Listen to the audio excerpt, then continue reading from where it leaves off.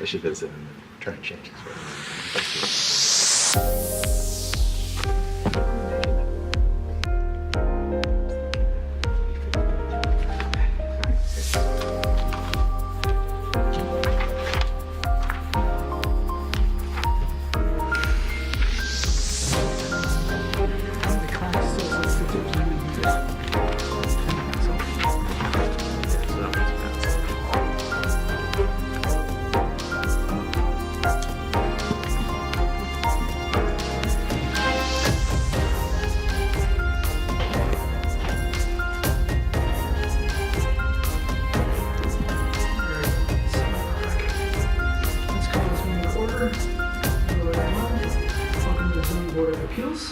The board does not write the zoning ordinance, but does have the authority to grant relief from where practical difficulty or unnecessary hardship would result.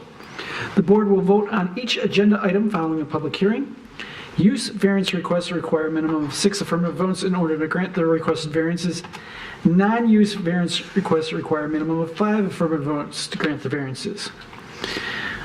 Please note that any order of the board is valid for a period of 1 year. If you would like to request that the board table or adjourn your case due to the absence of a full board, you must inform the chairperson immediately after the public hearing. Tonight, we only have 5 board members, so that means you'll have to decide whether or not you want us to go forward or if you want to delay till next month. Petitioners shall do their best to limit presentations to 10 minutes. Each participant in a public hearing shall do their best to limit comments to 3 minutes. So, as stated, we have 5 people. You got everyone, right? Mm-hmm. All right, so then... Joseph's doing the first item. Oh, you got the first item? Okay. Is there a motion for or amendment of the minutes for April 11th, 2024? I'll make a motion. To approve? To approve, yep. Is there a second? I'll second. Okay. All those in favor signify by saying aye. Aye. Opposed? All right, motion carries. There's no unfinished business from last month, so we will move on to new business, case number 24-05-15 for 505 South Lafayette, whenever you are ready. The subject property is located on South Lafayette. It's adjacent to the 5th Street walkway, and there is a public alley directly to the east of it as well. It's approximately 60 feet wide by 110 feet deep, and it's improved with a vacant 4,000 square foot, 1-story vacant professional office building. There's also, as you can see from the aerial photograph, a drive aisle and some parking spaces adjacent to it between the building and the walkway. The petitioner is proposing to demolish the building and construct an 11-story, 142 foot tall building. The ground floor would have a retail tenant space and floor space dedicated to the residential units above. Floors 2 through 10 would contain 6 residential units each. Obviously, that totals up to 54 residential units. The 11th floor would contain indoor and outdoor recreation space or common space for the residential dwelling units. The zoning ordinance does require, this is within the central business zoning district, and there is a parking requirement for developments with residential dwelling units. We require, per the zoning ordinance, 1.5 parking spaces per unit if it's located in the central business zoning district. So this site is required to provide a total of 81 parking spaces.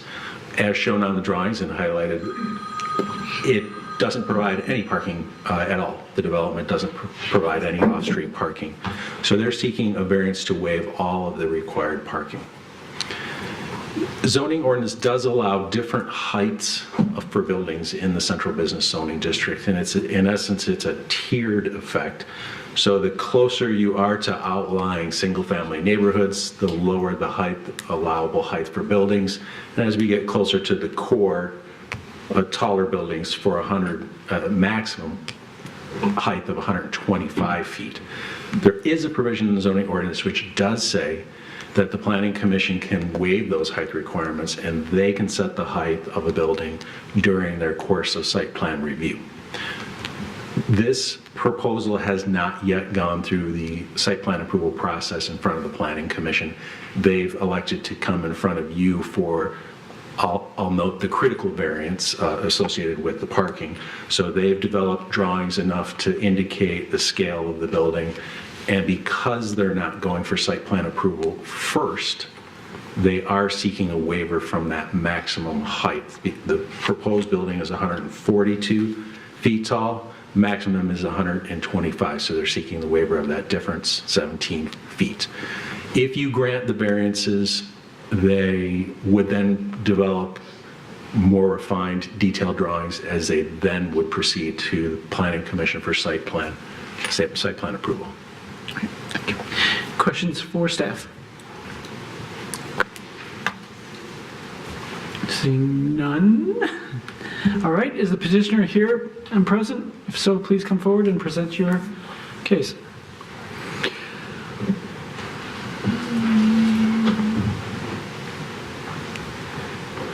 Good evening. James Akouri of Akouri Group of Royal Oak. Appreciate you all being here this evening, all the audience as well. The vision started several years ago that I saw Lafayette as an avenue that really I believed offered such more than was currently available and currently can be seen. Fast forward to today, we're here asking for the parking variance to be granted.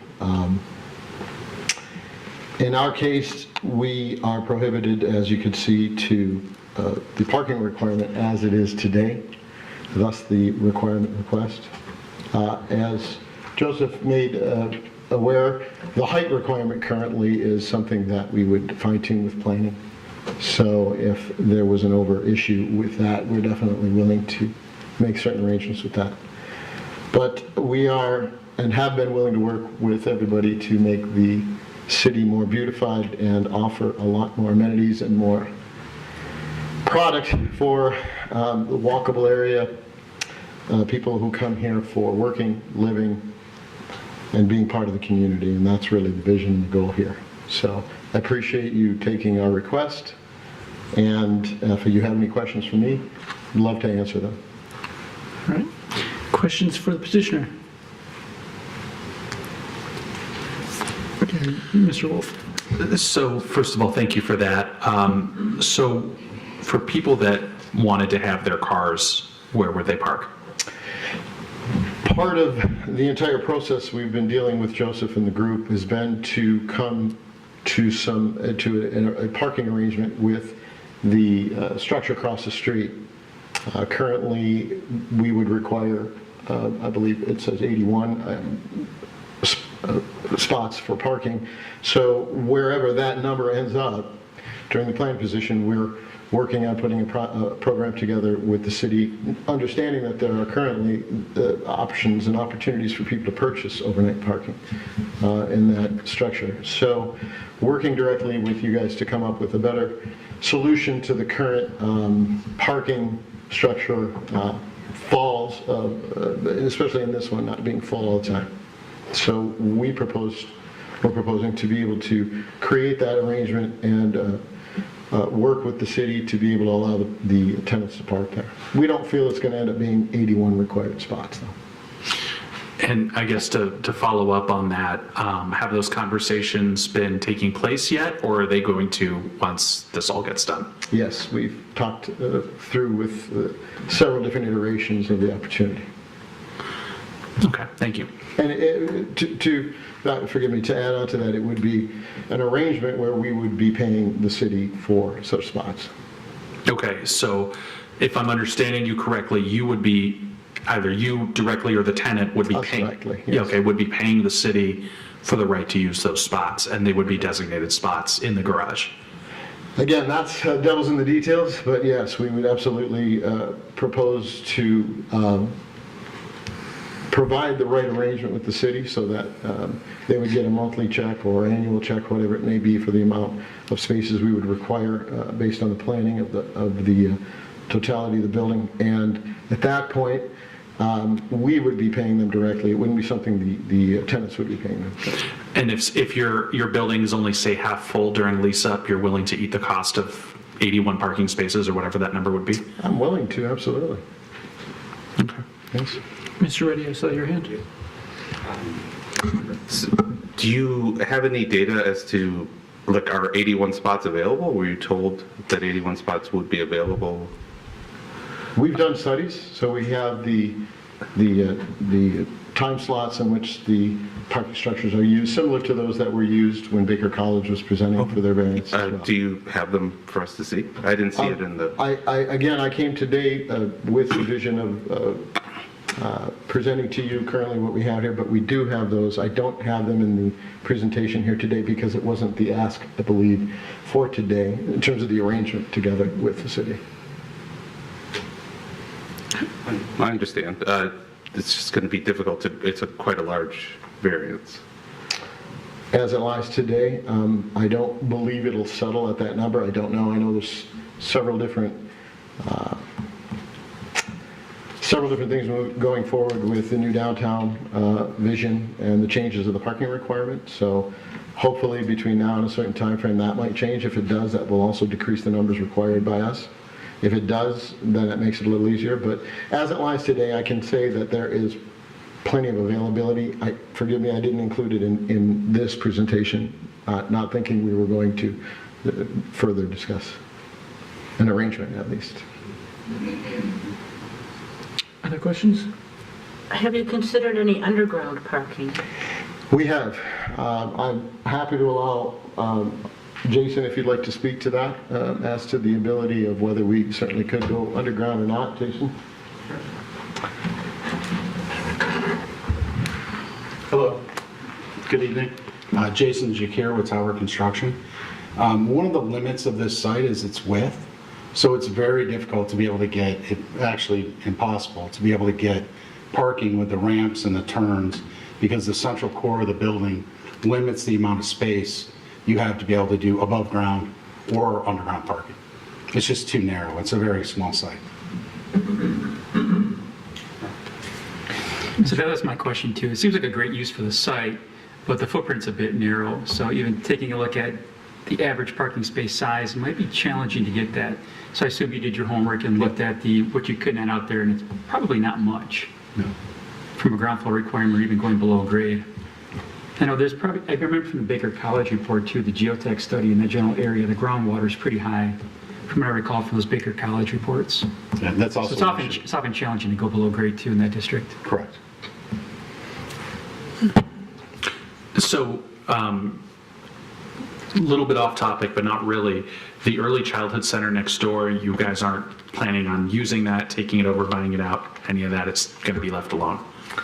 I would absolutely love if you'd be able to help us acquire that property. We've tried for 4 years and have been stonewalled for any type of negotiating efforts that I've had with the owners. And we love some help. I'd absolutely love it. Absolutely, I'd love all of you. We'll take them out to dinner, but the owners have made it clear up and through into last month, trying to get them to work on any sort of opportunity together with the property, but they will not. Okay. Other questions for the petitioner? I have a couple that have not been addressed whatsoever yet. What is your undue hardship of, first, why can't you meet the height requirement? And two, why can't you even provide any kind of parking? Like even Baker College even came towards us and at least provided some before saying, hey, we need the rest to be taken up by students in the parking deck.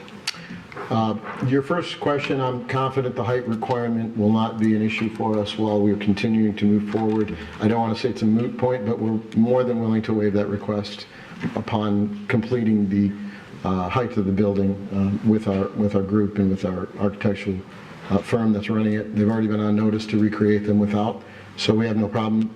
If that becomes an issue, we will absolutely remove it. As for the parking, I think Jason did a great job touching in how going underground is prohibitive, as well as doing it on a 60-foot wide footprint. Okay. Any other questions? I just have one thing, I guess, just from what you're talking about. What if there was just one parking lot? Like, how many parking spaces could you put on just the footprint of the building? Sure. Thank you, Jason. I don't have an exact count for you, but I can tell you that most parking spots are about 20 feet deep. And you've got a 60-foot wide building. And then you need a 22-foot drive lane between the two. So right there, you're at 62 feet. And the other issue is you've got a central core of the building, the elevators, the stair towers that have to go all the way up, which takes up quite a bit of space, either in the middle or at one of the outside edges. And you just flat out don't have enough room to. Could you park any? Could that, how many places would that allow? I'm not sure, but I don't think really any, because of the central, I understand. the central core of the building that you have to have, which would be usually in the middle. On these preliminary drawings, it's shown on the outside, but they're working to put it in the middle because that makes more sense from a structural standpoint and from a layout standpoint. So the answer is really none, or you don't know? Really none. None. Yeah. It's just too narrow, unfortunately. Yeah, Nancy, my quick observation, plus there's wall thickness too, the building on each side. So you factor that into the equation, it pitches at 60 feet even more. And what's the overall length of the property? My eyes are getting worse. Is that 110? 110. What's the average parking space width? 9 feet? Yep. So even if you ran parking along that lot line, it's pretty minimal. Mr. Wolf, I think you had a question, or?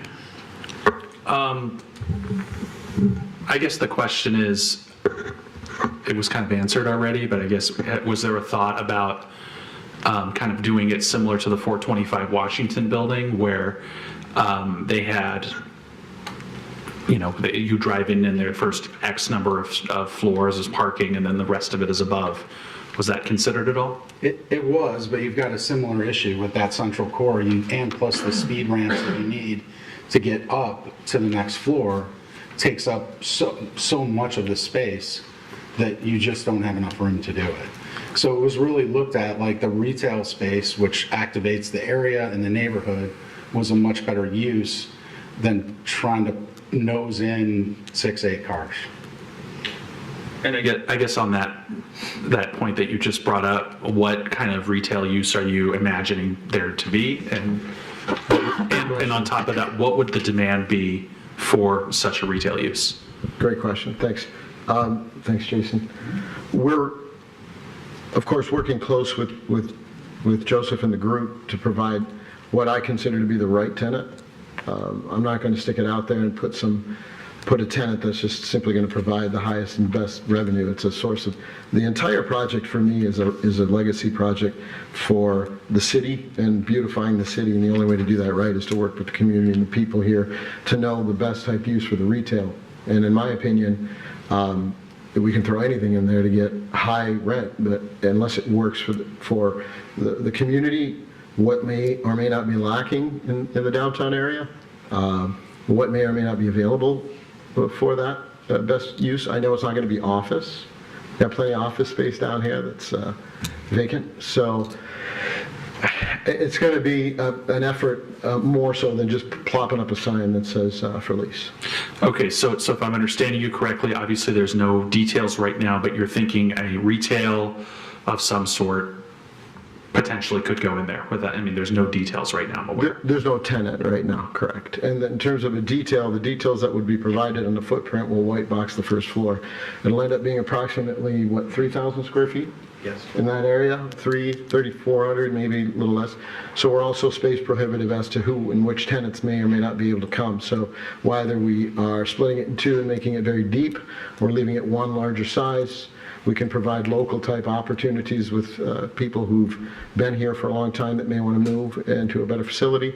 I would prefer that and offer best use for existing tenants in the area that may want to grow.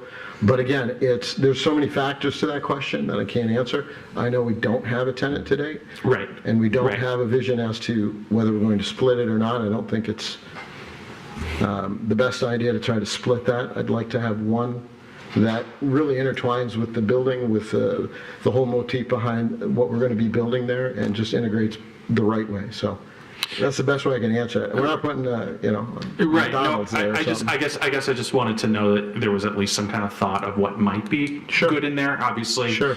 you know, you're at step one right now. We're not expecting you to have a lease Right. with somebody, you know. Yes.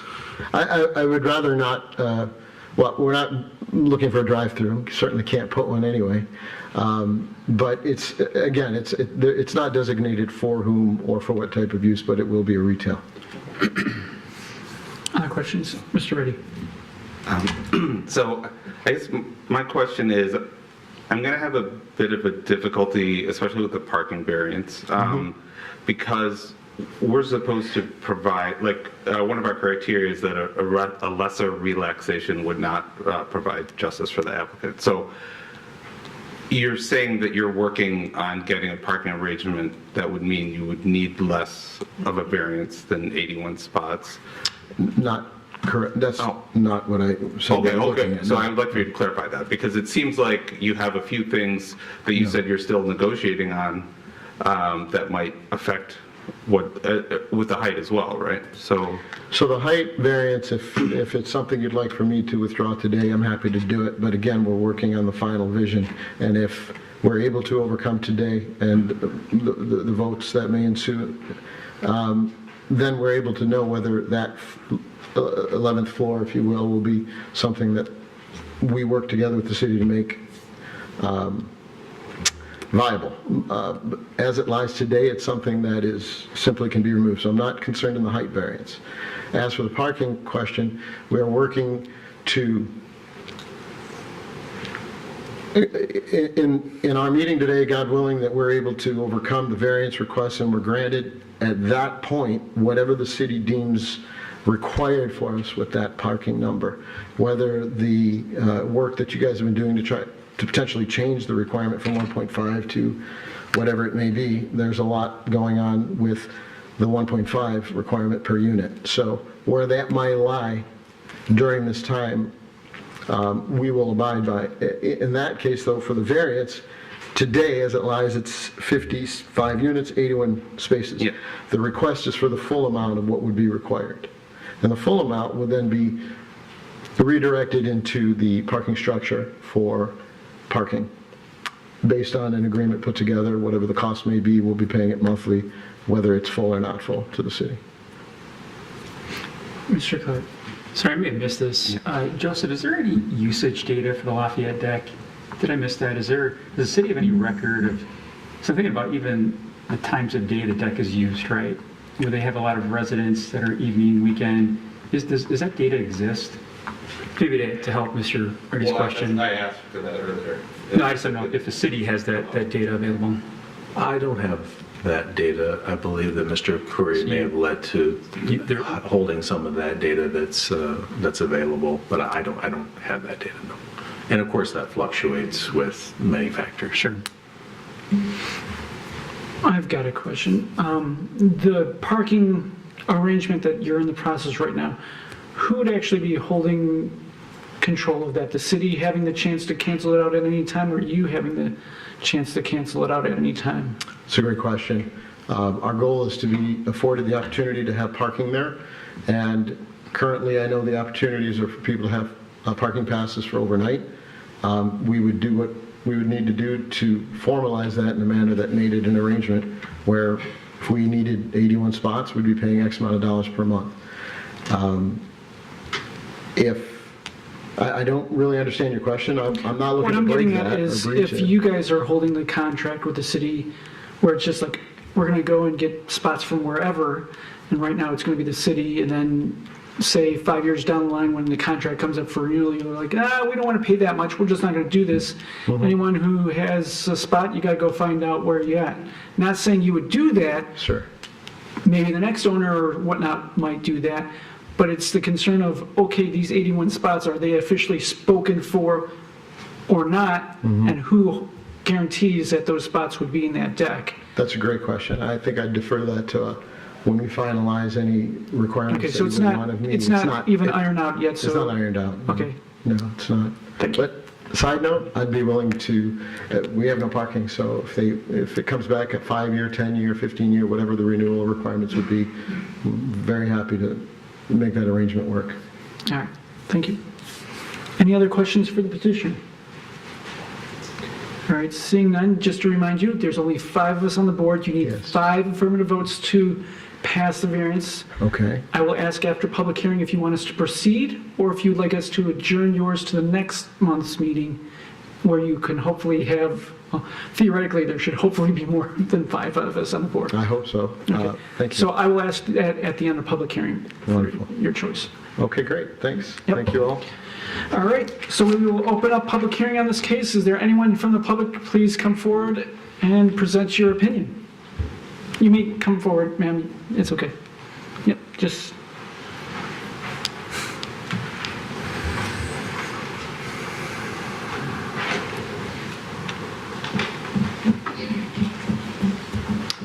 Good evening. I'm Trish Oliver. I've been a resident for almost 40 years. The neighborhood is so concerned about this project at 505 South Lafayette because it is so out of bounds in terms of the request to waive all 81 required parking spots and also increasing the height to 11 stories. We know that the City Commission would approve this project, but it seems like the Zoning Board of Appeals makes more rational decisions, and that's what we're looking for tonight. Specifically, we're looking for the ZBA to enforce the zoning ordinance. The petitioner has not met any of the criteria for a variance. We realize that the City Commission often approves projects like this that don't meet the criteria, but that's usually when political contributors are the petitioner. We don't have any reason to believe that this petitioner has given any money to the elected officials, so that gives my neighbors and me hope that the law will be followed in this case. Thank you for your consideration. Anyone else? Please come forward.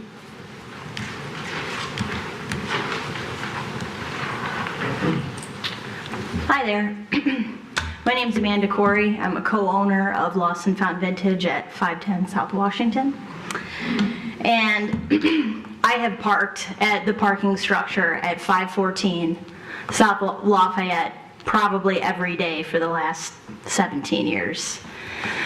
And I can tell you with a lot of confidence, there is absolutely no room for an additional 81 spots of long-term parking in that structure. I think before the installment of Baker College, we possibly could have swung in their favor, but unfortunately with Baker College, now the students parking in that structure, I'm lucky if I get a parking spot on the 3rd level every day. That's during the school year. Now, when school is not in session, I think there are more spots available for sure. But that college is not going anywhere anytime soon, obviously. So those students now parking in that structure, if we're going to tack on another residential building where all of those parking spots are to then flood into that particular parking structure, I don't think there's going to be enough room for all of us. I think it's going to be a lot of competition for those spots. Now, I cannot speak on the parking at, I believe it's 290 Lafayette. I can't speak on the parking structure, which is next to it, I'm sure you guys know.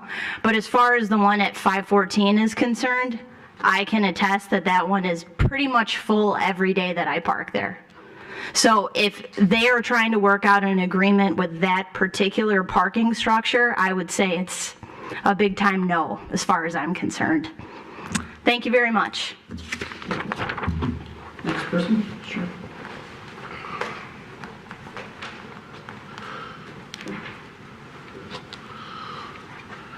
Good evening. My name is Mark Clark, and I'm Vice President of Stagecrafters. We're the Baldwin Theater. We're adjacent to this property. I can give you a little, I can ask you some questions and give you a little bit of insight. The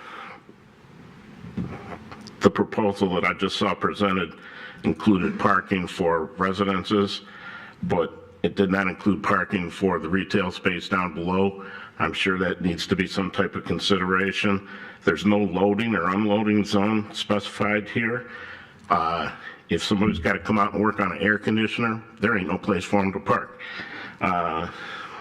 The trash removal's not stated on this plan. Trash removal's a big problem that takes space that would normally be on there. They may put it inside in a mechanical room. I don't know, but it's not stated. Like I say, the loading and unloading zone is non-existent there either. Planning and zoning and stuff, it's a big deal. It's not something that you do just for this one specific building. It has to address assurances that people were given in the past. It has to address present-day problems, and it also has to address the future of the city. By allowing the variance for the height on this building, we're not giving the people who are living in the residential homes on the adjacent, across the street there by Baker College, we're not giving them a fair shake. That rule was put into place because of those residential houses, okay, and we need to honor our commitment to those people, number one. Number two, we have to protect the businesses such as mine.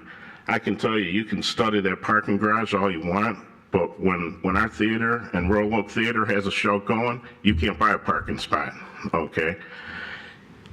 Giving 81 parking spots or however 51 or whatever you end up giving these folks here to this is going to take up businesses that count on that parking right now. Baker College is not up to full. We have conversation with Baker College. They are nowhere close to being full online yet with what they had proposed. Okay, they're doing a lot of stuff online right now, and they have not reached their potential for parking. You're going to see more parking from Baker College in that parking lot, and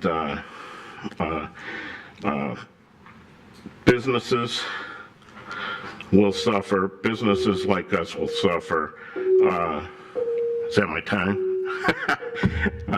We'll suffer. We have to. I can't tell you that how many potential. Sorry. Gotta go. Yeah. Sorry. Thank you. Sorry, it's meant to hold just 3 minutes per person. Sorry. Then it turns into the Oscars. Next person who'd like to come speak before us, feel free.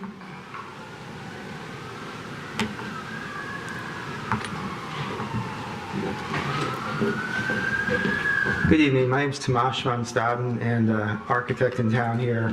Live and work in 504 South Washington, so building directly to the east. Same footprint, same size. Had the pleasure of creating parking spots in our building for a couple dollars slash a lot of money.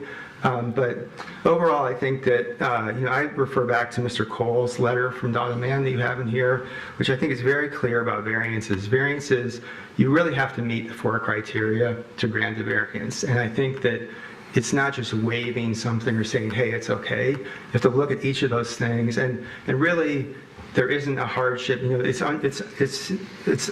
onus is really on the developer to show you and to tell you the story about why there's hardship. It's not on you to figure out what the hardship might be.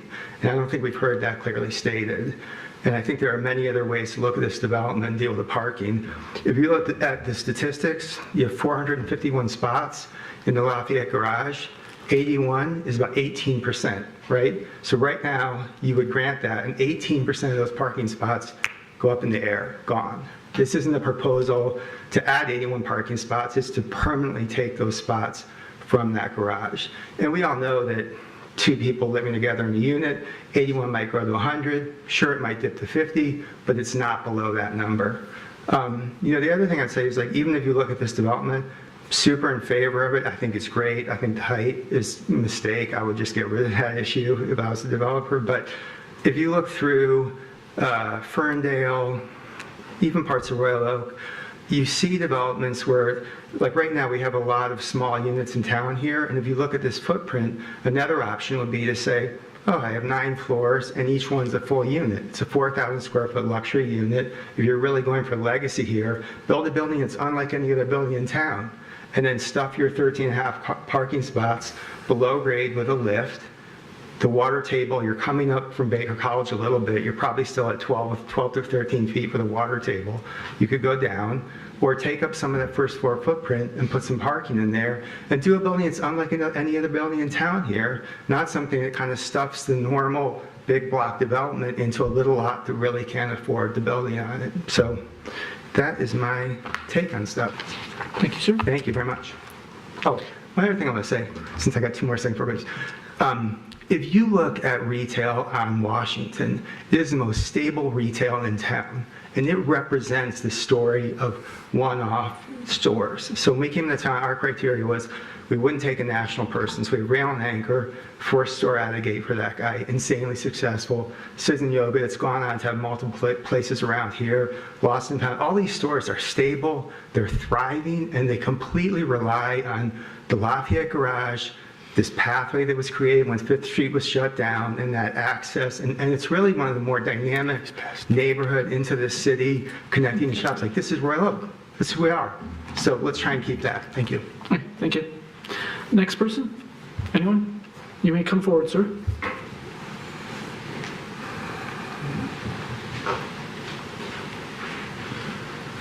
Thank you. Bill Harrison, 2729 Trafford.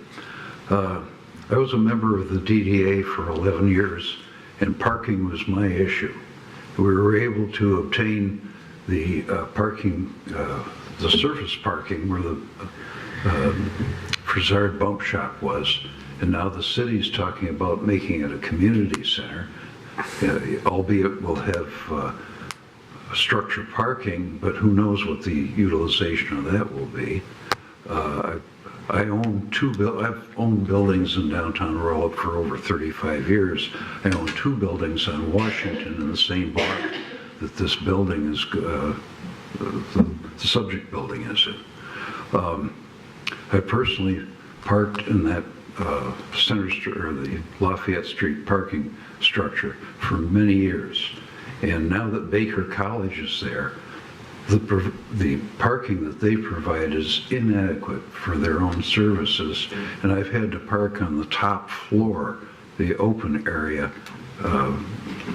where I've never had to park there before.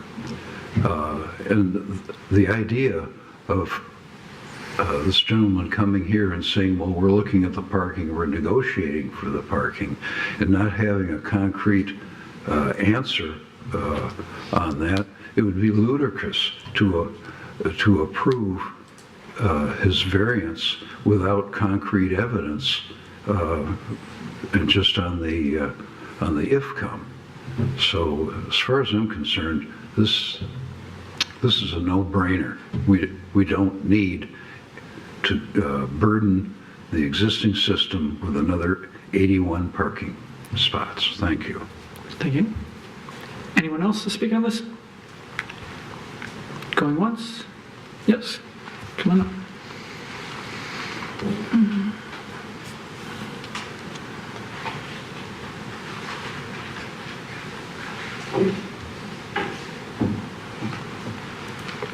Nancy Poprovsky, thanks for listening. While driving into Royal Oak from the west on a bright sunny day with my 5-year-old granddaughter, she saw for the first time the monstrous high-rise where the main theater used to be. She exclaimed, "How come it got so dark all of a sudden?" It was bright when we passed McDonald's. Is a storm coming? She was right. We lost the sunlight after passing McDonald's a few blocks away due to the massive high-rise. It was gloomy within seconds. It was definitely a bad vibe to even a 5-year-old, and of course sad to me. And now, another humongous high-rise at 505 Lafayette is being considered at a whopping 142 feet. Almost another house taller than the allowed 125-foot rule, which is bad enough. One reason I moved to Royal Oak is because I like the small town atmosphere with an interesting mix of downtown businesses, nightlife and easy parking, strolling down the sidewalks, enjoying the beautiful skyline and seeing your neighbors and chatting with the shop owners. These days are gone, and change with some high-rises are inevitable. But unfortunately, the city is losing its charm and continues to take it away with too many high-rises, difficult parking, and overdevelopment. The Lafayette project should not be considered for its current proposal. The city just proclaimed that May is Older American Month and that they need to help seniors downsize or age in place. This building is not senior friendly. Where would a senior park with mobility issues? No near parking spaces for anyone with difficulties, whether it's toting children or groceries. This project is ridiculous and not inclusive. Also, another way to ruin the skyline for neighbors and anyone who likes the beautiful sky. Royal Oak already suffers from skyline pollution, which means less in touch with nature and peaceful views. This is what upset my granddaughter and saddens me that our city planners, commissions, and boards are not recognizing or not caring about the people who walk, drive, or live by these mammoth high-rises. The city shouldn't be taken over by developers or monetary greed. Also, I don't believe anyone on a city board or commission should be able to vote or have the power of decisions in the downtown or neighborhoods if they are part of the developing. This includes actual developer, architects, or lawyers. This is a clear conflict of interest and maybe even unethical. Please make sure this Lafayette space respects all people, including the surrounding neighborhood, parking, and natural beauty. Thank you. Thank you. Anyone else to speak on this? Going once, going twice. All right, 3 times. Public hearing is closed. Petitioner, do you want us to move forward with this or postpone until next month? I would request a postpone. Okay. Is there a motion on the board to adjourn until next month? To postpone. Or postpone? I'll make a motion to postpone. Is there a second? Mr. Reddy, any discussion? All right, seeing none, all those in favor signify by saying, oh, did you have a... Yeah, so I guess this is more, can we talk about the project now or okay. Yeah. Never mind. Yeah. All right. Any other discussion? All right, all those in favor signify by saying aye. Aye. Aye. Opposed? Okay, you are postponed till next month. Those in the public, if you want to come next month, know that the hearing will be held next month again. Or will be presented. There won't be any Right, public won't be a- notice. We fulfilled the public notice requirement. Correct. If the board elects to reopen the public comment portion of the case, they can have discretion to do that. But there won't be any public notice provided by the city. Yep. Thank you. All right, so then we will move to the next case, case number 24-05-16 for 823 Lexington Boulevard. Which one of you two? Okay, whenever you want. Yes, the subject site is located on the south side of Lexington Boulevard within the one-family large lot zoning district. And the parcel is 70 feet in width, 250 feet in depth, and has a lot area of approximately 17,500 square feet in area. The petitioner is proposing to demolish the existing single-family dwelling with an attached garage, and in its place, he is proposing to construct a new 2-story single-family dwelling with an attached garage. And the zoning ordinance, of course, caps the usable floor area for single-family dwellings at 3,500 square feet of usable floor area. Looking at the floor plans provided, staff had calculated that the first floor contains approximately 2,386 square feet of usable floor area, and the second floor contained approximately 2,614 for a combined usable floor area of 5,000 square feet. One thing I do want to point out is that the second floor does illustrate a relatively large opening which goes down to the first floor foyer. This area, of course, is not covered with flooring, but it's still included in the usable floor area calculation per the zoning ordinance's definition of floor area. So this opening was measured to be approximately 315 square feet, and that number did go into the 5,000 square foot usable floor area calculation.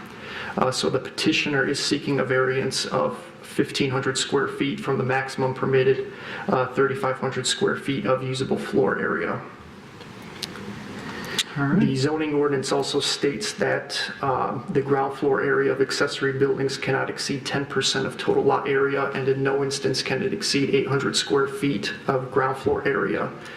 And the petitioner is proposing an 889 square foot attached garage. So although 889 square feet, it only represents approximately 5% of total lot coverage, it does exceed that 800 square foot cap. So the petitioner is seeking the second variance to waive the 89 square feet from the maximum permitted 800 square feet of ground floor area for accessory buildings. And last, the zoning ordinance allows a maximum driveway width for residential dwellings to be a max of 25 feet, and that is measured at the property line. And the petitioner is proposing a 25.5-foot wide driveway, so the petitioner is also seeking a third variance to waive the half-foot from the maximum permitted driveway width of 25 feet. Thank you. Okay. Questions for staff? All right, seeing none, petitioner may come forward and present your case. Good evening, everyone. Thank you for your time. My name is Genc Smakaj. Me and my wife, we were lucky to find this property in Lexington. Going back in my time, I grew up in Royal Oak. I went to school in Royal Oak, and Lexington was one of my suites that I always dreamed of possibly living in.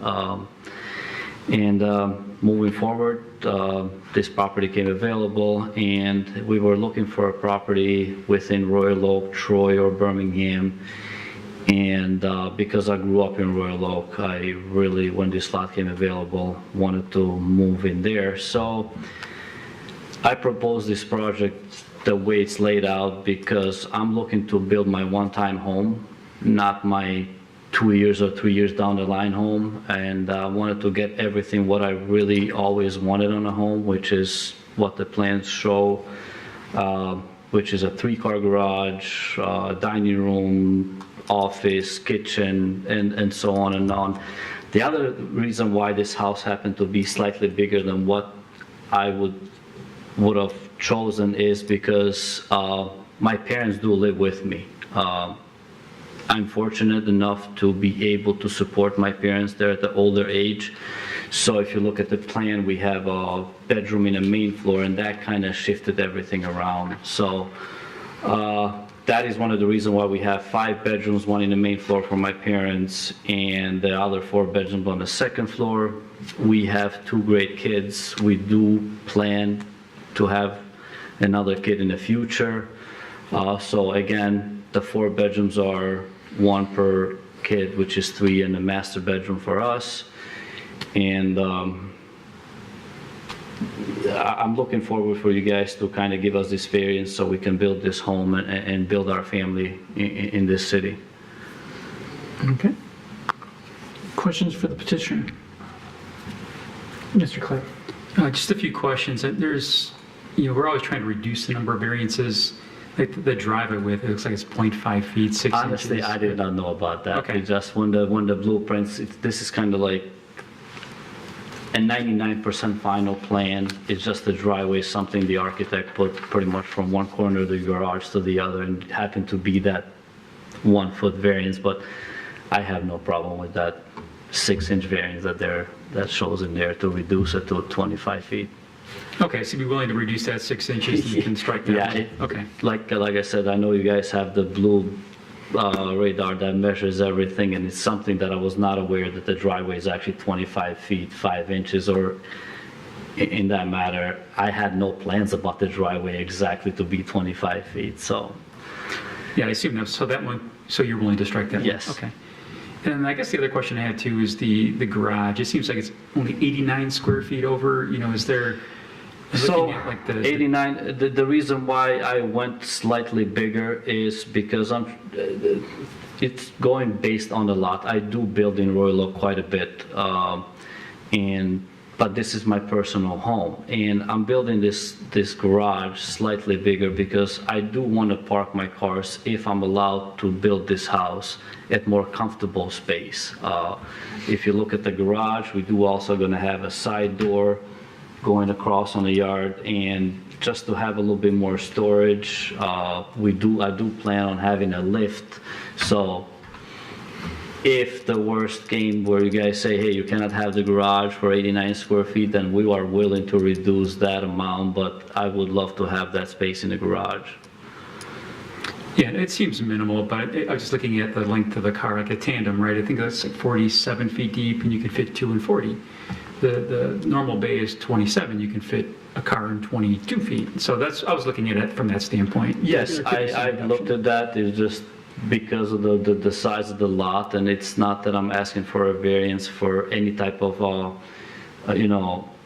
setbacks or anything like that. I just thought, this plan right now only is covering roughly plus minus 19% of the lot coverage, which in majority of the houses that get built in Royal Oak, they go to 29.99995% of lot coverage to try to use the maximum. And because the lot kind of supports it, I thought I'll ask for it to be able to have my comfortable space in the garage. And just last question, I swear. It looks like, thanks for the detailed letter you put together. That was nice.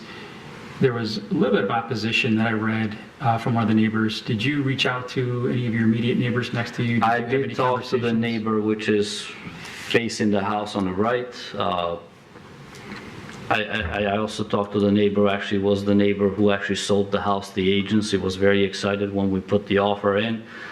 Actually, I was a lot lower offer to the buyer, but because it was something that I was going to build my own house, she was very excited, and she kind of pushed for the owners to kind of give me the lot. But other than that, I have not.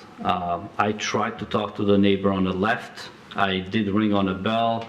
They did get the neighbor on the right, gave me their number. I gave him a call. They didn't answer me, so I don't really like to be the guy knocking on the door all day long and just keep annoying people. So I figured there's plenty of time for us to get to know each other. Okay, thank you. That's it. Thank you. Any other questions? The only one I have is, I understand trying to get all the bedrooms in there and stuff. So there was no way that you could shrink down the house square footage a little bit because of 5,000? I've honestly, that's a great question. Because of the way we're trying to get the look of the house, I've tried to get the house on every way, shape, or form to shrink it as small as possible, at least to get the look that I'm trying to get and all the things that I want to get in it.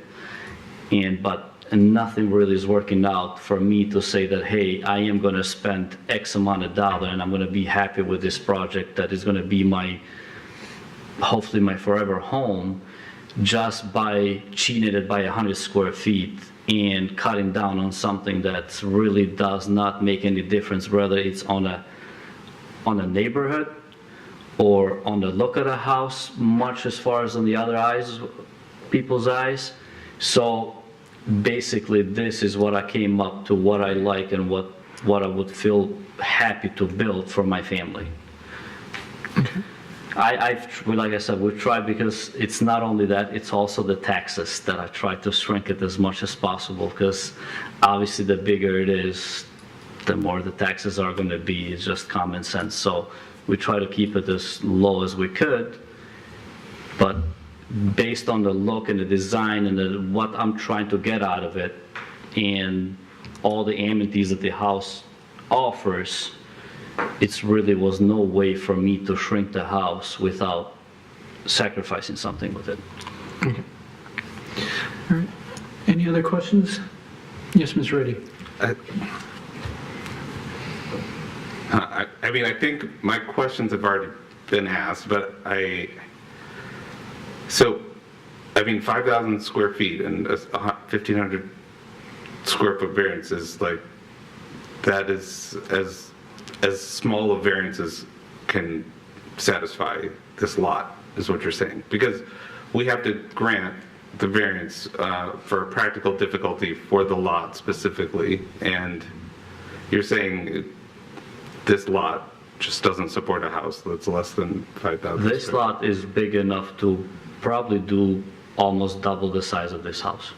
How so? I mean, double the size would mean 6,000 square foot variance, right? Because it's not covered based on 5,000 square feet, it's covered what your roof coverage is, right? Based on my understanding, as far as lot size coverage. Yeah, lot size isn't the issue here. It's lot size coverage is only 19% of the lot. Right, that's not what you're asking the variance for, though. Okay, I'm sorry. Right, so, okay, no, I'm sorry, I misunderstood you. No, I understand.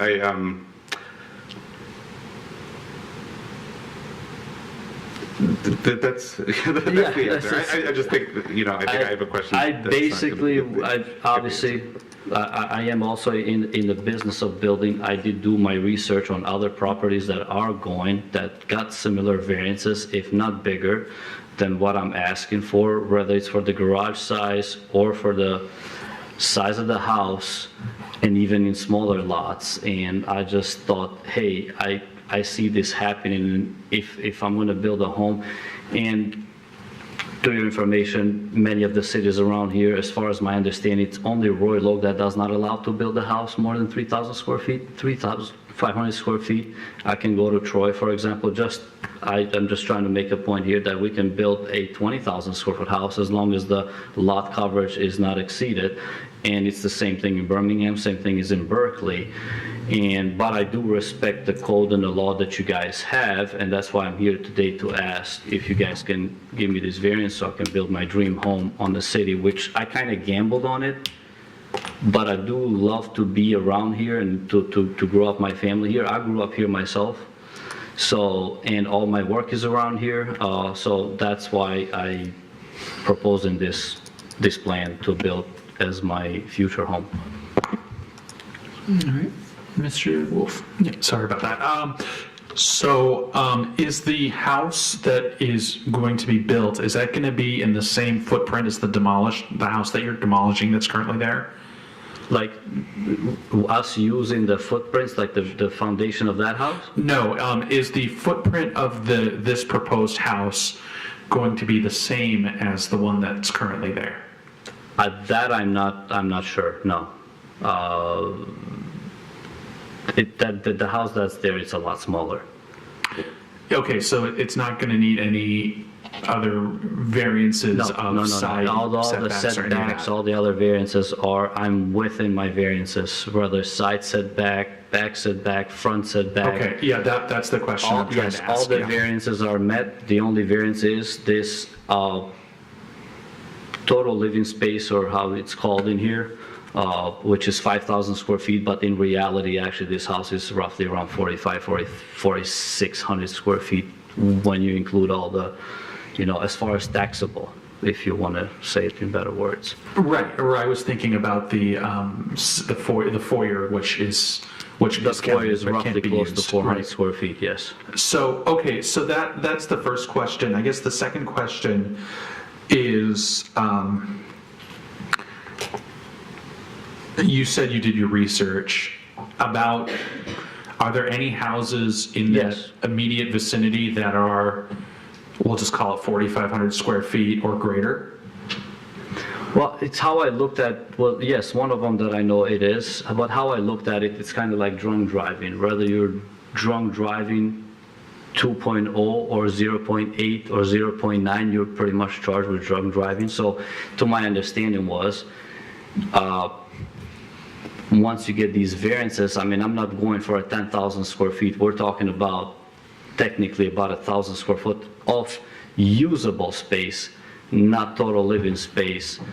But the house in Lexington that's being built right now, it's over 4,000 square feet. And to my understanding, based talking to people, it has been approved and it's been going on right now at the moment there. Right, but just to push back on you a little bit, 4,000 square feet is only a variance of 500 versus you're asking for 1,500. For the record, I live in a house that's 1,000 square feet. And granted, I don't have a family, but, you know, at the same time, you know, that is, you're asking for 1.5 times my house of a variance, Yes, and that's the way I that thought is about correct. it. There's also a house in 614 Irving Avenue that they asked for 2,021 square feet of variance on a smaller lot, which the total square foot of this house would put it at 5,021 square feet. Okay, I was not on the board when that happened. so- 5,521 square feet. Okay, yeah, I was not on the board when that happened, so I have no say in that, but It's being built as we're speaking as well, which is. I believe you, I just don't have a, Yeah, I no, can't say I anything about fully it, I wasn't understand. on the board. I just made these as an option, as an example actually to show, but that one is a lot smaller lot, and it got the variance for over 2,000 square feet to be built. On top of our variances, where there's a electrical pole like less than 5 feet from the house, and so on and on, but that's not my problem, and it's not something that I need to bring up. But as far as the square footage, that house is specifically, it's being built and being finished at the moment, and that address is 614 Irving Avenue, and the waiver is for 2,021 square feet on top of a 3,500 square feet. Great, thank you. Thank you. Any other questions for the petitioner? All right, before we go to public hearing, yep. Hi. Sorry. So let me get my thoughts together here. Couple things that when I think about this, the square footage, maybe this isn't the right place to ask this question. That's why I was kind of, that we said that there was 315 feet that was an open space. Is that included in the 1,500? It is, okay, that was one thing. I just wanted to be clear that, so really that floor, I am thinking as an appraiser might look at something that's not part of that price, or that square footage total. But the other thing that I look at this too, just driving by the neighborhood and looking at that this is a beautiful street, one of our diamonds of the city, obviously, like you had mentioned too, is just that it's the width on that 70-foot lot that was a little bit concerning to me, that it's kind of like putting every piece on that, like if it had been... I can see your concern. But as far as I'm not asking for any other variance, as far as setback variances, I don't see that being a concern, because I can fairly build a 3,500 square foot house with the same width and the same look on the front if it came down to the vision. Yep, you're correct. You know. And every case stands on its own. So Yes. Mr. Clapp? So Nancy, you brought up a good point about the width, and I think as the applicant alluded to, you know, our board has granted several variances over the past few months, right? We granted one last month on Hendry for an overage, we granted one the month prior on Vincetta for an overage. I think the only difference is on those lots, they were much more broad. So it's just from a context of the streetscape, they seem to fit that better. So that's one thing I was struggling with too, is just the width of the lot. I mean, I can support it, like you mentioned, it's you're like 20% lot coverage, and I typically lean towards looking at the lot coverage when it comes to assessing these, but that is one thing to note. But when you also look at it too, it's, I guess, near the end of the street, and there is a fairly new home next to it that's quite large in scale too. So I don't think it'll feel out of place. Just my 2 cents. Any other questions for the petitioner? All right, before we go to public hearing, as stated before, there's only 5 of us. You need all 5 of us to say yes for just to pass. So if you'd like, after the public hearing, I will ask if you'd like us to adjourn and postpone until next month, or if you want us to try and vote on it this month. So I'll let you think about that. Okay, thank you. Anyone here to speak on this case, please come forward.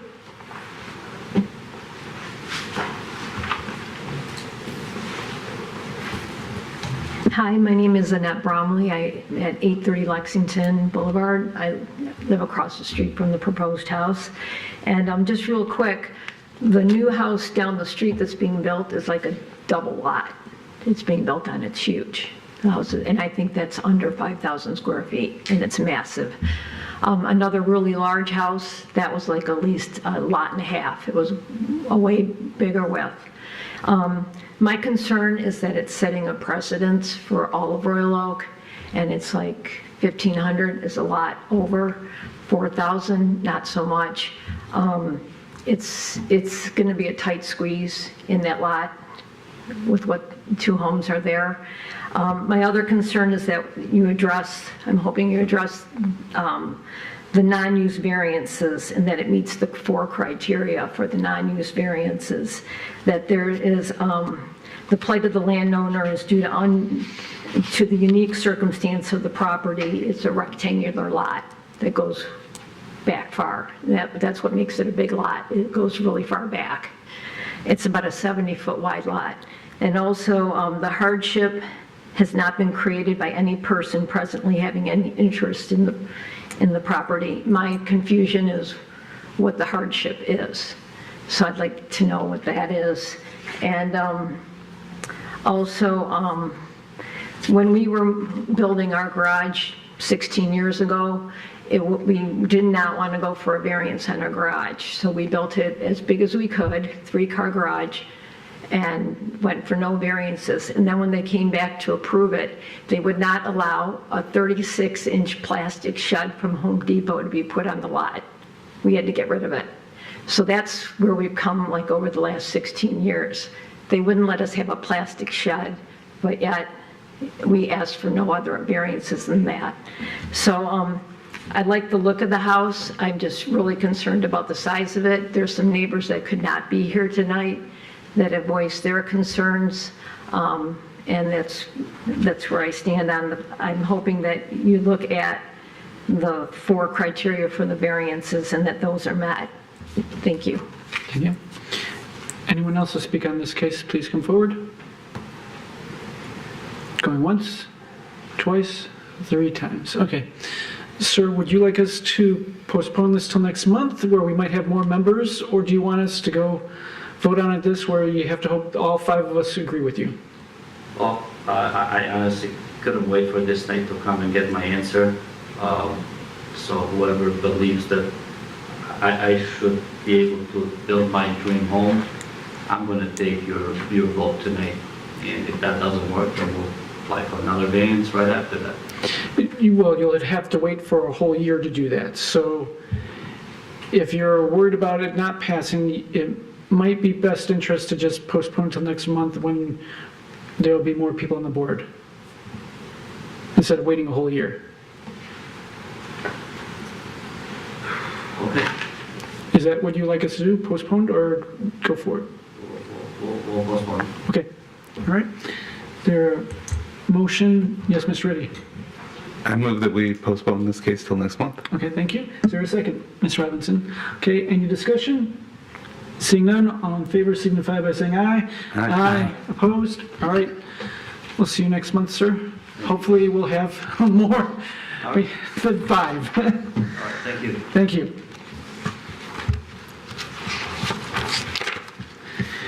Next is case number 24-05-17 for 1919 West 12 Mile Road.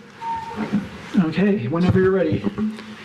The subject site is located on the south side of West 12 Mile Road in the 1-family residential zoning district.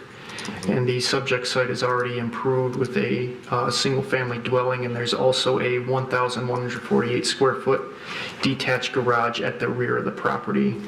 Now, some of you may recall that the petitioner did apply for a variance back in the year 2020 to allow a addition built onto the existing attached garage, which obviously brought it to a greater accessory floor area than 800 square feet. And now the petitioner is proposing to construct an approximately 152.4 square foot detached greenhouse, which of course staff would consider to be an additional accessory building. So the petitioner is seeking a variance tonight to waive the additional 152.4 square feet from the maximum allowable 800 square feet of accessory ground floor area in order to build that greenhouse. Thank you. Questions for staff? Mr. Clark? Alex, do you know what the overall lot coverage is for the entire lot? Yeah, it is a pretty sizable lot, so we only would take into account the house, the garage, as well as the proposed greenhouse. If that's the case, it would only be about 11.25%. Drop in the bucket. Any other questions for staff? All right, seeing none, the petitioner, if you're present, please come forward and state your case. I'm Debbie Kleinhomer. Good evening. I'm here with my husband, Kevin Kleinhomer. This is the last step in our pre-retirement build on this house, on this property. We've lived in Royal Oak 33 years, and it's been a labor of love over all of those years. It had lots of improvements. My husband's planning to retire in about 18 months. I need to have one more thing that can keep him busy. And he's been a greenhouse gardener for many, many years. He's got me engaged in the gardening. So this is the last thing I think we want to do on the property to just get us ready for the next, hopefully 20 years or so that we live there. I'm here for the soft questions. We do have our contractor here for any hard questions you might have. Okay. Any questions for the petitioner? Mr. Clark? Just a basic question. Placement. Did you elect to place it in the side yard for, I assume, probably for daylight or sun? There's a lot of tree coverage there. Or did you look at maybe concealing it more in the rear yard? Or, again, I don't know your lot. I'm looking at it on Google Earth. That's all I can see. For me, it was simply we would be using it mainly in the winter time and just sneak out the back door and right into the greenhouse. Got it. Just made it a better spot. Other questions? Mr. Reddy? Could you state what the practical difficulty is? I'm having difficulty seeing. Just my husband being in my hair. There truly is no practical difficulty to not have it, if that's the question. It's just a matter of how we like to spend our time. Any other questions for the petitioner? I guess, Mr. Clark? last question. Did you talk to your neighbors? Does anyone have an issue with this? We have a couple of new neighbors. No one has had an issue. We didn't talk directly with them except for one guy that isn't even, he's along the property line, but it doesn't affect him. There are arborvitae all around. You wouldn't even see it going by, to tell you the truth. That's my guess. But All right.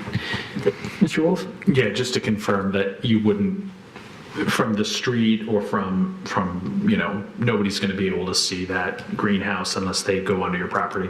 right, yeah, no, you wouldn't. And just to give you an idea how much we are nature freaks, we're actually having a company, if this gets approved, come in and dig out that tree by its root ball and have it transplanted to another home in Royal Oak.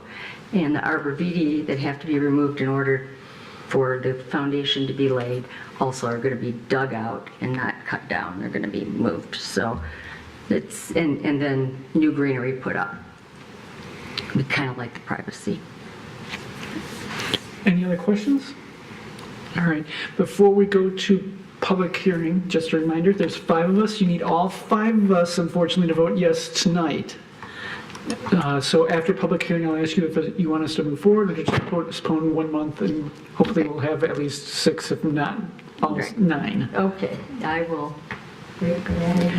All right. Anyone here to speak upon this issue for the public hearing? Please come forward. Going once, going twice. All right. So you're going to have to, would you like us to postpone? No, I think. Okay. Okay. All righty, so we'll bring it to this side of the board. Is there discussion and or motion?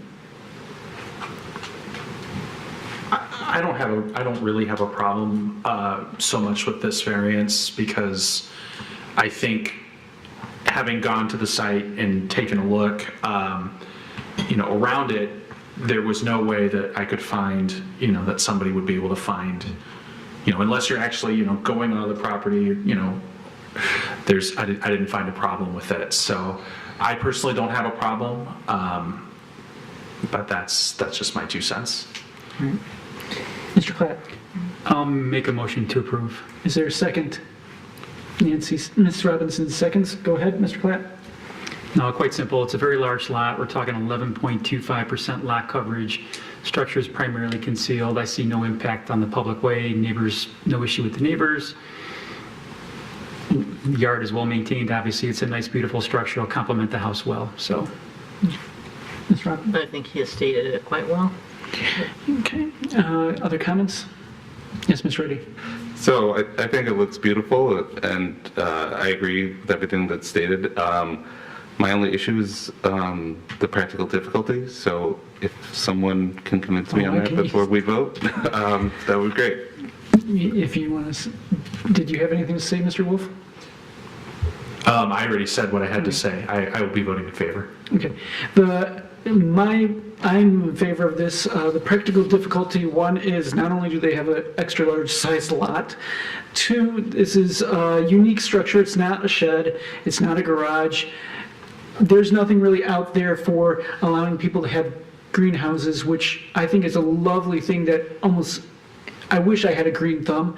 I wish I had a garden, because I would love growing my own food and whatnot, and this is a great thing to help sustainability as well as resilience of the people who live there and live afterwards on that. So I think that's the practical difficulty, is that you don't have necessarily anything in the ordinance to allow stuff like this to be going above and beyond the normal accessory structures. It's just put in as an accessory structure. So that's where I stand and why I have no problem voting for this. All right, any other discussion? All right, seeing none, we'll move to a vote. Please raise your hand and signify by saying aye. Aye. Aye.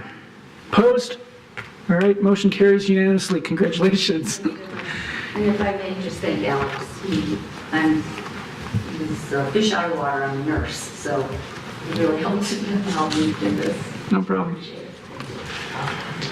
All right, now for our last case, case number 24-05-18 for 1002 West Webster Road. Whenever you are ready. Yep, the subject property is a corner lot, and it's located at the northwest corner of West Webster Road and Murray Avenue. And it's in the one-family residential zoning district. And the property is improved with a single-family dwelling, an attached garage, and a small shed. The petitioner is proposing to demolish a small one-story family room on the first floor and build a new two-story addition, as well as which is also going to contain a second floor, usable floor area. And the garage is also being proposed to be expanded. And there's also going to be floor area above the expanded garage as well, which is only going to be accessible from the second level of the house. The house already maintains a non-conforming east side yard setback along the Murray Avenue side, and that's 5.8 feet. The proposed first floor garage expansion, as well as the second floor addition above that, is going to be maintaining the same 5.8 foot setback. So the petitioner is first seeking a variance to alter/expand a non-conforming structure in a non-conforming manner. And then the second variance as well to waive the 4.2 feet of the minimum required 10-foot east side yard setback. And as we just discussed previously, the zoning ordinance limits the usable floor area for single-family houses to 3,500 square feet of usable floor area. We had calculated that the first floor would contain approximately 1,844 square feet of usable floor area, and then the second floor would have an additional 2,310. So that comes together to be 4,194. So the petitioner is seeking a third variance to waive the 694 square feet from the maximum permitted 3,500 square feet usable floor area. Thank you. Questions for staff? Yes, Mr. Wolf, and then Mr. Platt. Alex, just real quick, is the non-conforming east side, is that going to become more non-conforming, or is it going to be the same? It's maintaining the same. Okay. Mr. Platt? I should know this, but the height, the second floor height over the garage, what does that need to be to not be counted? Is it 6'8" or 7 feet? It's at 7'6" right now for the plans. What does it need to be to not be assessed as habitable space? And I should know this, but I can't recall. Well, the zoning ordinance doesn't address heights. That would be part of the state's building code. So it's building code, not zoning Correct. ordinance? Okay. Correct. Mr. Eddy? Oh, I think this question was answered about the east yard setback, but I thought it said the existing variance was for 2 feet and this one is for 4. I'm sorry, could you In the report, it said there was an existing east yard setback of 2.2 feet, I thought? Maybe I was reading that wrong. And the one we currently have is 4.2 feet. That's what the variance they're requesting, because the variance required, or the setback required along the side of Long Array would be 10 feet. So if it's 5.8 feet, the variance would be for 4.2 feet. Okay, yeah, but I thought the existing variance is 2.2 feet. No, that's what minimum being waived of the 10 feet, the 2.2 feet. I'm looking under the prior action section.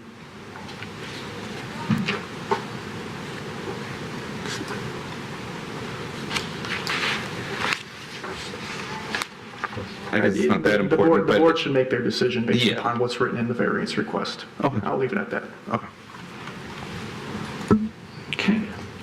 Any other questions for staff? All right, seeing none, petitioner, if you're present, please come forward, state your case. I'm going to read this, sorry. So my name is Alex DeRoshi. This is my wife, Melissa. We've lived in our home on West Webster since late in 2012. As you all can see, in 2015, we added the second story to our home in anticipation of starting our family. Fast forward to 2018, my tiny wife gave birth to triplets. So we now have 3 little ones running around the house. After making it through the infant stage, surviving COVID with 18-month-olds, we realized our house was getting very small. So we started to explore our options. Not only is it the 5 of us in our house, but none of our family lives locally. So with the 3 little ones, we regularly have visitors overnight for long periods of time. In 2021 is when we really came out of COVID and started to explore what we needed to do. We did look at several larger homes in Royal Oak and elsewhere, and I will distinctly remember a Sunday afternoon in March of 2021. We had just toured a home in Beverly Hills, came back, did a tour at our kids' school for them to start kindergarten, not preschool, sorry. And we're sitting in the parking lot of the school and realized we were not going anywhere. We loved our neighborhood, we love our school, we love our neighbors. So we made the decision not only to stay within Royal Oak, but on West Webster. We are very much ingrained in our local village, our local community. Neighbors help with the kids. I'm actually executor on one of the neighbors' wills. My wife has reignited the annual block party. And hopefully the 7 letters of support that you have from our neighbors are indicative of our support from the group around us. Working with our architect, friends, family, others, we arrived at the plans you have before you to accommodate our current home, to accommodate raising our family in our current home, as well as our parents visiting regularly, and then ultimately our parents probably living with us at some point in time as they age. We do not take these variances lightly. We did seek out alternatives to accommodate what we feel our needs are while remaining in compliance. And ultimately, these alternatives were just not viable. Either they were going to cost an extraordinary amount of money, or they really just wouldn't give us what we felt we needed. We are, as Alex pointed out, respectfully requesting the variance of the 4.2 feet of the side setback. That's literally taking the exact footprint of the garage and just making it 18 feet longer.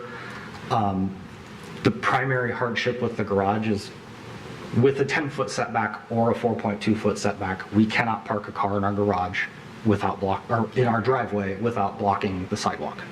In the case of a snow emergency, we have no place to park our cars. Fortunately, my 79-year-old neighbor lets us park in his driveway should we need to, but He's 79, he's not going to be there forever. So while we have space for 2 cars in our current, I believe it's 20-foot wide garage. I don't know if you've tried to park in a 20-foot wide garage with 2 vehicles, but it's virtually impossible, but we do squeeze them in there in the winter. But we ultimately will have drivers at some point in the house, and also our parents will need a place to park their car if there's a snow emergency. The other variance we're requesting is for the 694 square feet over the 3,500. I do want to point out that 570 square feet is of the attic. The remaining 124 is our mudroom and pantry. The hardship with the mudroom and pantry is we have a box house now. We're adding more box to it, and without configuring walls inside to get a mudroom, we would literally, there'd be a hallway between our kitchen and our family room if we were to put a mudroom inside the existing footprint, which is just not conducive to normal living circumstances. To directly address the height, I've watched the past 2 board meetings with the attic issues. We're happy to lower the height to whatever we need to be. I believe it's 7 feet 6 inches, so if I have to staple an inch board over my rafters to make it 7 feet 5, I don't care. If I have to go to 6 feet 5 inches, I'm 6 feet on a good day. That's fine. As long as we can move around up in there, that's fine. We are 100% using it for storage. You can ask my wife, the first conversation we had with our builder was to dig a new basement underneath the addition, which was, when I said the egregiously expensive piece, he just laughed at us and he said, you can buy whatever you want, but there's no way this is happening for anything reasonable. As you can imagine, with the 3 kids, we have a lot of things. We have a lot of decorations. My wife is usually the one that's bringing them up and down the stairs. If we were to do an attic stair in the garage, that height is 11 feet. I don't even know if you can get an attic stair that's 11 feet, and if you can, I wouldn't want to climb it.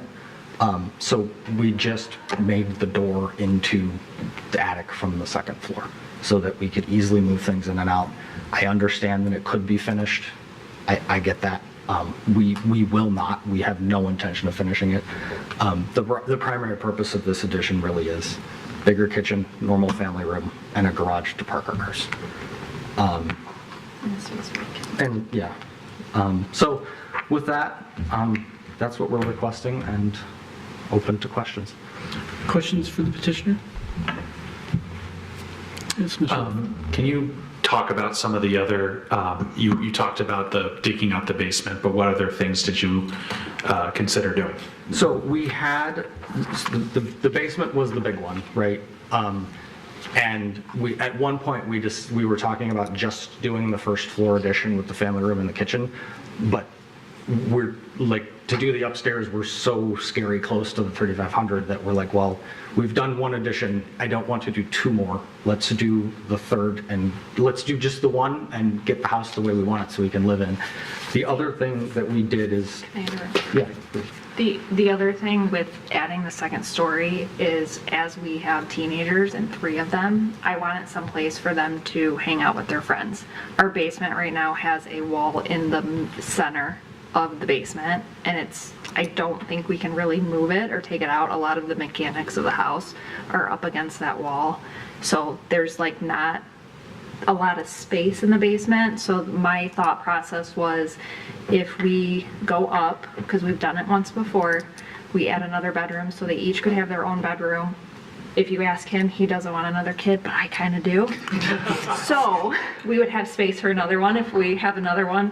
But then we also have that rec room that the kids will have their own space and they won't be down in the family room with their friends when they're teenagers and stuff. So that was the other primary reason.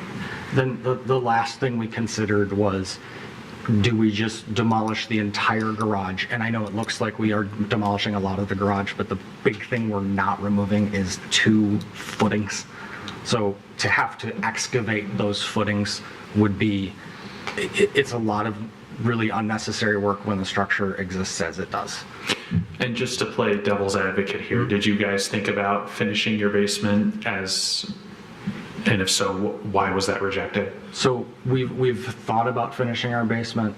It honestly, right now, with that wall in the middle of it and a mechanical room that takes up, it may seem odd, but the way the mechanics are, they're spread out in a room that's about half of the basement. We really only have about 400 square feet of space we could actually finish down there anyway.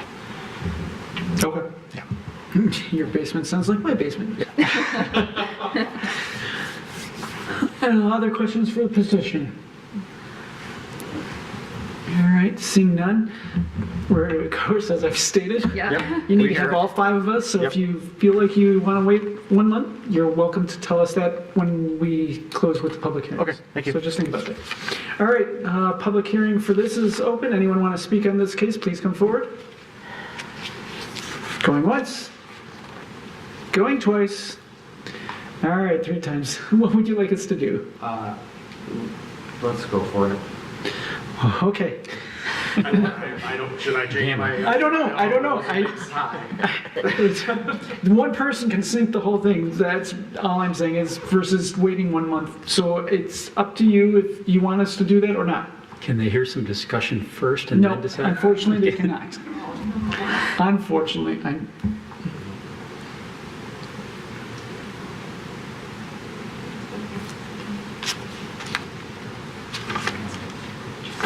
Just go for it. Okay.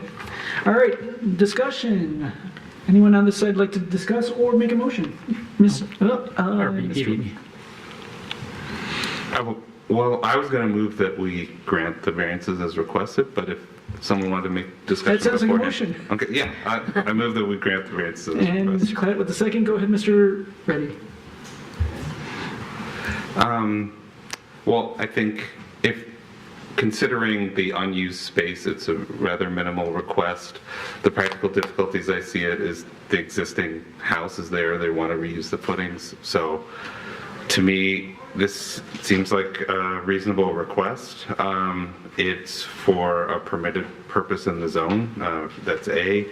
I think, as like I was saying, I think for item B, I think they are asking for pretty much the minimum that could be requested.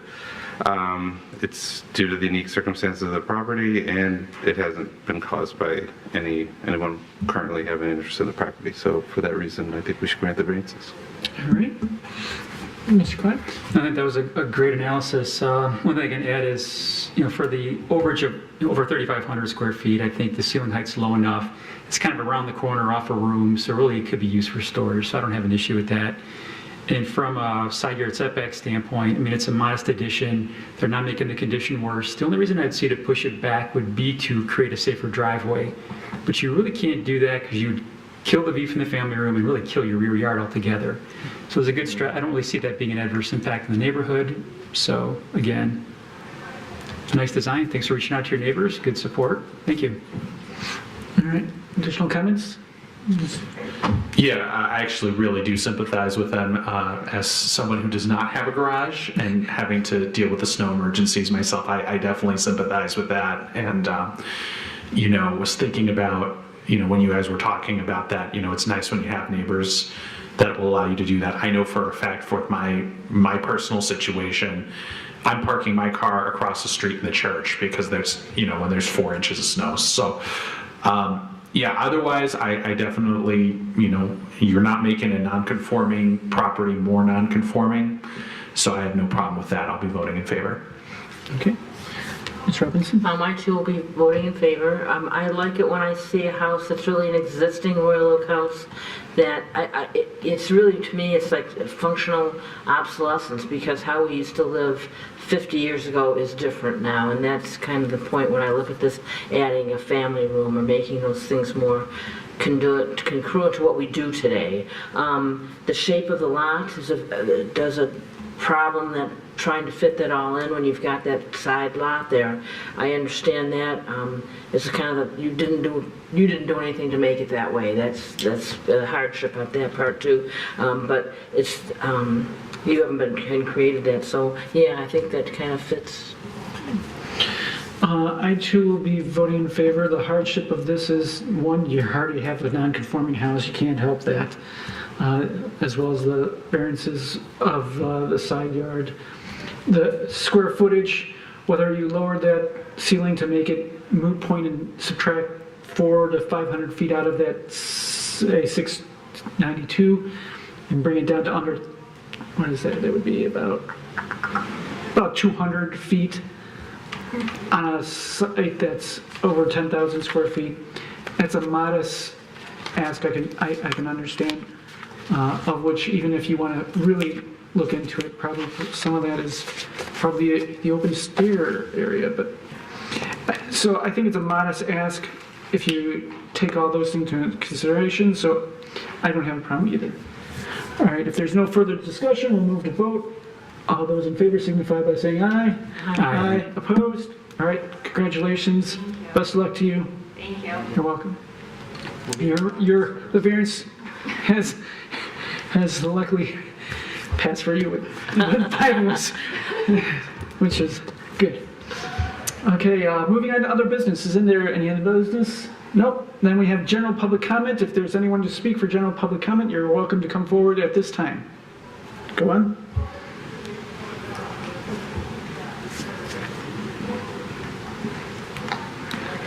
Evening, George Gomez, 2018 Guthrie Avenue in Royal Oak. I've been a past planning commissioner. I've been a past zoning board member. And I will tell you, watching these from home has always been an interest of mine, even after leaving the board. And as of late, I'm really troubled by some of the personal comments that have been given by the board itself. And I really want to make a recommendation to some of you, and I hope you pass it on to some of the members that aren't here tonight. Go home sometime, watch what you said, and listen to some of your own comments. For example, last month, which really disturbed me, is you approved a 19,000 square foot variance on Lafayette, and some of the comments were something like, well, it's near the downtown. It's not in the downtown.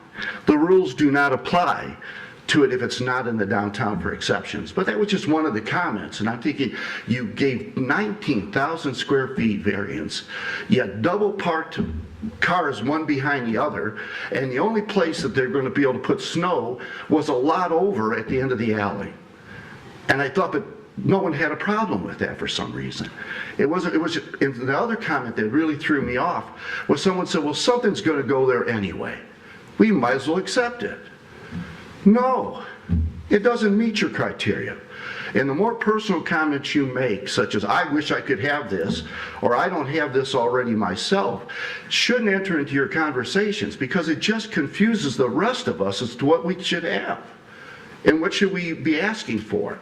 Now, there are other committees to be on. If you want to be on planning and you want to be a little bit more, generous about your ideas and influence the city and the look, fine. But zoning is a rules group. And I have to admit, when I watch this, I look for those to be followed. Stick to the criteria. Try not to infuse more than that, because then you get someone who comes in and tries to give you an example of how the city has already disturbed that picture by approving in other streets exceptions. They're trying to educate you on what we have to live with. Once zoning says something, you set the rules. You set the guidelines, and some of us get stuck with those, and I remember those days. It's tough to live by, but it's there for a reason. And if somebody really wanted to take it to court, we're giving them the firepower to do that. And they're not here to do that. They're here to try to make it work. So I'm really here. I drove all the way from home to say to you, finally, enough of the personal stuff. I get that might be part of what you feed off of, but that's not what this board's about, really. And we've already confused the picture for the city of what's going to happen. But because there's a lot there, and somebody buys a small lot and wants to double the capacity there, that is something they created. That isn't an exception to the rule. That's them choosing a space. I thank you for your time, and I thank you for your service. Thank you. Anyone else for public comment?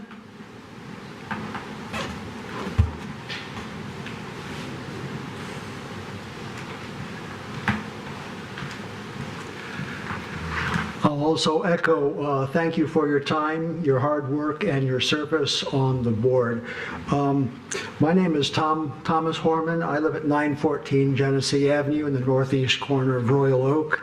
I moved to Royal Oak in 1978. I didn't grow up here, but I got here as soon as I could.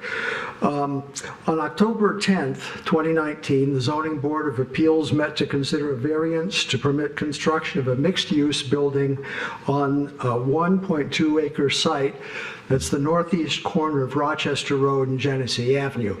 If you're not familiar with Genesee, it runs from Rochester Road to Campbell, 1 block south of 14 Mile and parallel to 14 Mile. It's a residential area. The proposed structure at that time was a 3-story building with ground-level medical office spaces and 24 multiple family dwelling units on the 2nd and 3rd levels. Residents of Genesee, including myself, presented comments which supported the Zoning Board of Appeals' subsequent vote to deny the variance. Well, let's fast forward to 2024. Now we have an applicant that is proposing a 3.5-story building with 42 multiple family dwelling units on the same site. This is a larger, taller building, closer to both Genesee and Rochester, with smaller setbacks, more parking spaces, but because 42 units, it doesn't have sufficient space to have the required 2 units. So I realize that now we're moving beyond the Zoning Board of Appeals. We've already had this before the Planning Commission. I think it will be on the City Commission on Monday. Now I realize we have a master plan, building code, zoning ordinance, and the PUD process. We have stakeholders from the community. We have people like yourselves working in the Planning Division, the Zoning Board of Appeals, the Planning Commission, and the City Commission. But sometimes I think I'm in bizarro world. You did a good job of following the requirements to shut down a building that was inappropriate for the space. It's zoned for 16 units, and that would be fine with us. We already have an 8-unit apartment building on the southeast corner of that intersection. But now we have a developer coming in, says can't make any money with less than 42 units. And so, of course, he has to go for PUD because the current zoning will not support that. So this is just an appeal to you. If you have a chance to talk with other people in the community, other people on the commissions, please, let's not go completely bizarro world on some of these things. Thank you. Thank you. Is there anyone else to speak for public comment? Going once? Going twice? All right, general public comment is closed. Is there the motion to adjourn? Mr. Wolf? I'll make a motion to adjourn. Is there a second? I think I saw Mr. Reddy's hand first. Okay, all those in favor signify by saying aye. Aye. Opposed? All right, motion carries. We're done. Thank you.